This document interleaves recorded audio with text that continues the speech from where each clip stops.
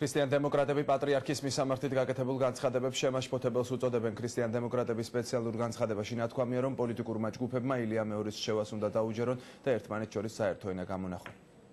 განმუხტვის შესახებ ქრისტიან-დემოკრატიული მოძრაობა ჩიხში შესული პოლიტიკური პროცესის განმუხტვის ერთადერთ შესაძლებლობას კვლავ არსებული პრობლემების მოლაპარაკების მაგიდასთან გადაწყვეტაში ხედავს, რადგან სხვა გზა შესაძლოა გახდეს უმართავი პროცესების დაწყების წინაპირობა.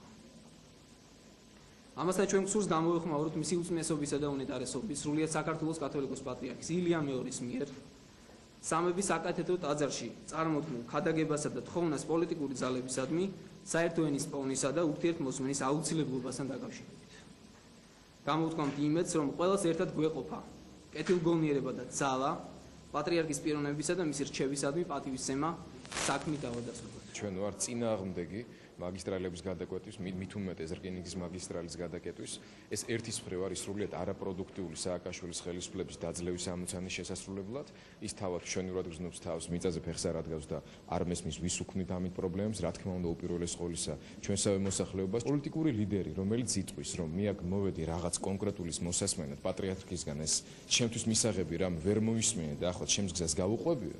ჩემგან არანაირ პატივისცემას არ იმსახურებს. მე მიმაჩნია, რომ მისი უწმინდესობის მიერ გუშინ ამბიონიდან ითქვა ისეთი რამ, რის თაობაზე ძის არაერთხელ საუბრობდა ეპისტოლეებში, თავის ქადაგებებში. ახლა იმის